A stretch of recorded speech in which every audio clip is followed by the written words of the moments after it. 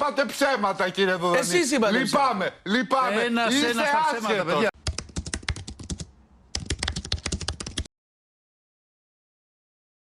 Παρακαλώ, κύριε Βουλευτή. Να πει στο Μαξίμου ποιον θα πληρώσει. Θα σταματήσω την εκπομπή σήμερα. Το νόμο του ΑΣΕΠ τον αλλάξαν 49 φορές. Κυρία Βουλευτή, επιτέλους, κυρία.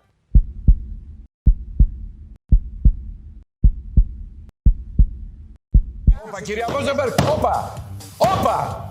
Με προσβάλατε, κύριε.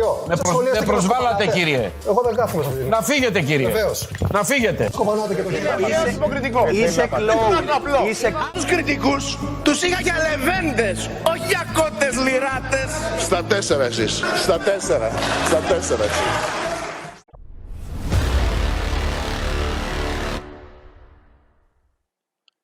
Στο σαρκαστικό δοκίμιο «Η τέχνη του να έχεις πάντα δίκιο», ο Σόπενχάουερ καταπιάνεται με ένα θέμα που όλοι λίγο πολύ έχουμε συναντήσει. Τον τρόπο που οι άνθρωποι συζητούν, όχι για να αναζητήσουν την αλήθεια, αλλά για να κερδίσουν την αντιπαράθεση. Το κείμενό του δεν είναι ένας ύμνος στη λογική. Αντιθέτως, είναι μια πικρή αλλά απολαυστικά ειρωνική καταγραφή των τεχνασμάτων με τα οποία κάποιος μπορεί να επιβληθεί σε μια διαμάχη, ακόμα και αν δεν έχει δίκιο. Και το πιο ανησυχητικό είναι ότι, αν κοιτάξουμε γύρω μας, θα διαπιστώσουμε πως αυτά τα τεχνάσματα δεν είναι θεωρητικά. Τα βλέπουμε καθημερινά από τις μικρές οικογενειακές συζητήσεις μέχρι τις πολιτικές αντιπαραθέσεις στα τηλεοπτικά πάνελ. Ένα από τα πιο χαρακτηριστικά κόλπα που περιγράφει ο Σόπενχάουερ είναι η στρατηγική της υπερβολής. Σύμφωνα με αυτήν, δεν χρειάζεται να απαντήσεις στην άποψη του άλλου με ακρίβεια και καλή πίστη. Αντίθετα, μπορείς να πάρεις την ιδέα του και να τη σπρώξεις στα άκρα, να την παρουσιάσεις με την πιο ακραία, παράλογη και γελία μορφή της. Έτσι, η αρχική θέση φαίνεται ξαφνικά αδύναμη και αστεία, ενώ ο αντίπαλός σου βρίσκεται σε δύσκολη θέση, αναγκαζόμενος να υπερασπιστεί κάτι που ποτέ δεν είπε. Ας δούμε ένα παράδειγμα. Κάποιος υποστηρίζει ότι η ελευθερία του λόγου είναι θεμέλιο μιας δημοκρατικής κοινωνίας, μια θέση λογική, σχεδόν αυτονόητη. Ο αντίπαλός του, εφαρμόζοντας τη στρατηγική της υπερβολής, απαντά: δηλαδή πιστεύεις ότι είναι σωστό να φωνάζει κάποιος βόμβα μέσα σε ένα αεροπλάνο? Αυτό είναι επικίνδυνο και γελίο. Η αρχική θέση για την ελευθερία της έκφρασης δεν είχε καμία σχέση με αυτό το ακραίο παράδειγμα, αλλά τώρα ο συνομιλητής βρίσκεται να απολογείται για κάτι που δεν υπερασπίστηκε ποτέ. Η τεχνική αυτή λειτουργεί διπλά. Αφενός διαστρεβλώνει τη θέση του άλλου ώστε να φαίνεται αδύναμη, αφετέρου δημιουργεί μια εντύπωση υπεροχής στον ακροατή. Ο κόσμος, που συνήθως δεν έχει χρόνο να μπει σε λεπτομέρειες, μένει με την αίσθηση ότι το επιχείρημα κατέρευσε. Έτσι, ο χρήστης της στρατηγικής κερδίζει όχι επειδή είχε δίκιο, αλλά επειδή φάνηκε πιο πιστικός. Ο Σόπενχάουερ, με το γνωστό του κοινικό πνεύμα, προχωρά ακόμη παραπέρα. Για να συνεχίσουμε αυτή τη στρατηγική παραπλανητικής διαστρέβλωσης, μπορούμε να ενισχύσουμε τα δικά μας επιχειρήματα ουσιαστικά διαιρώντας τα σε δύο μέρη. Δημιουργείς δύο εκδοχές του ίδιου σου του επιχειρήματος. Μία πιο μετριοπαθή, λογική και ασφαλή, και μία πιο ακραία, που όμως εξυπηρετεί καλύτερα το σκοπό σου. Αν ο αντίπαλος δεν αντιδρά, τότε έχεις την ευκαιρία να προωθήσεις την ακραία εκδοχή και να την περάσεις ως φυσική συνέχεια της συζήτησης. Αν όμως δεχθείς επίθεση, τότε υποχωρείς στρατηγικά και επιστρέφεις στη μετριοπαθή εκδοχή, την οποία είναι δύσκολο να απορρίψει κανείς. Με αυτόν τον τρόπο, ποτέ δεν εκτίθεσαι πραγματικά. Είτε κερδίζεις έδαφος με το ακραίο σου επιχείρημα, είτε εμφανίζεσαι λογικός και συνετός, καταφεύγοντας στην ήπια εκδοχή. Όσο και αν ακούγεται κοινικό, η παρατήρηση του Σόπενχάουερ έχει τεράστια δόση αλήθειας. Στον δημόσιο διάλογο σπανίως βλέπουμε να κερδίζουν οι πιο λογικές, καλά τεκμηριωμένες θέσεις. Αντίθετα, συχνά υπερισχύουν όσοι ξέρουν να χειρίζονται την υπερβολή, να μπερδεύουν τον συνομιλητή τους και να παίζουν με τις εντυπώσεις. Στον κόσμο της επικοινωνίας, το φαίνεστε είναι συχνά πιο ισχυρό από το είναι. Το δοκίμιο του Σόπενχάουερ, λοιπόν, δεν είναι ένας οδηγός αλήθειας. Είναι μάλλον ένας καθρέφτης που μας δείχνει πόσο εύκολα η αναζήτηση του δίκαιου παραμερίζεται μπροστά στην επιθυμία να νικήσουμε. Και αν μας προκαλεί ένα χαμόγελο ηρωνίας, είναι γιατί αναγνωρίζουμε αυτές τις στρατηγικές όχι μόνο στους άλλους, αλλά ίσως και στον ίδιο μας τον εαυτό. Οι ερωτήσεις δεν χρειάζεται πάντα να χρησιμοποιούνται για κατανόηση. Μπορούν να γίνουν όπλο, ιδιαίτερα σε μια συζήτηση όπου ο στόχος δεν είναι η αλήθεια, αλλά η επικράτηση.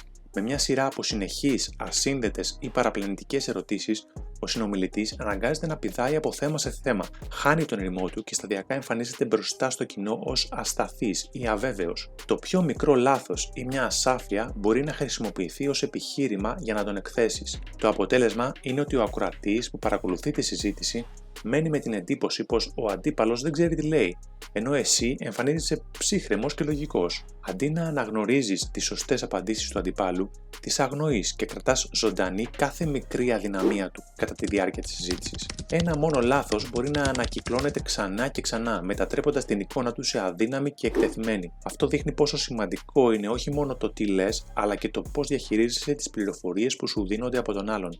Η ψυχολογία παίζει μεγάλο ρόλο. Όταν οι ακροατές βλέπουν κάποιον να παλεύει με τα λόγια του ή να αναγκάζεται να υπερασπιστεί ακόμα και κάτι αυτονόητο, η εντύπωση που δημιουργείται είναι πολύ ισχυρή, ανεξάρτητα από το αντικειμενικό δίκαιο.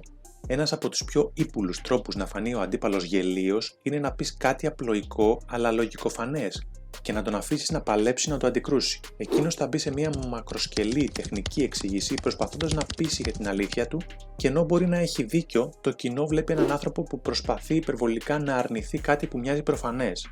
Το πλεονέκτημα εδώ βρίσκεται στην αξιοποίηση της κοινής λογικής. Οι περισσότεροι άνθρωποι προτιμούν μια απλή και άμεση εξήγηση, ακόμα και αν η περίπλοκη είναι πιο αληθινή.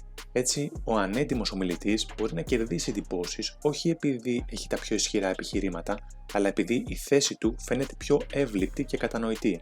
Μία ακόμη αποτελεσματική τακτική είναι οι συνεχείς διακοπές. Αν δεν αφήσεις τον αντίπαλο να ολοκληρώσει τη σκέψη του, χάνει τη ροή της επιχειρηματολογίας του, μπερδεύεται και φαίνεται ότι δεν κατανοεί ο ίδιος αυτό που λέει. Στις τηλεοπτικές συνεντεύξεις, για παράδειγμα, είναι σύνηθες να βλέπουμε δημοσιογράφους να διακόπτουν συνεχώς τον καλεσμένο, αναγκάζοντάς τον να φαίνεται αδύναμος ή ανασφαλής. Οι διακοπές προκαλούν σύγχυση αλλά και εκνευρισμό στο συνομιλητή. Όταν ο άλλος θυμώσει ή χάσει την ψυχραιμία του, είναι πιο πιθανό να μιλήσει ασυνάρτητα ή να εκτεθεί, ενώ εσύ παραμένεις ήρεμος και συγκροτημένος, δίνοντας την εντύπωση λογικής υπεροχής. Όταν η αντιπαράθεση φτάνει σε δύσκολο σημείο, ο ανέτοιμος συνομιλητής μπορεί να στραφεί σε προσωπικές επιθέσεις, να αλλάξει θέμα ή να δημιουργήσει υπερβολές που εκτρέπουν τη συζήτηση από το βασικό θέμα. Τέτοιες στρατηγικές παραπλάνησης έχουν στόχο να κάνουν τον αντίπαλο να φανεί γελίος ή αδύναμος, ανεξάρτητα από το αν έχει δίκιο. Όπως τονίζει ο Σόπενχάουερ, η αποτελεσματικότητα μιας αντιπαράθεσης δεν εξαρτάται αποκλειστικά από τη λογική των επιχειρημάτων, αλλά και από την ικανότητα να αντιμετωπίσεις πιστικές αλλά ψευδείς αντιρρήσεις.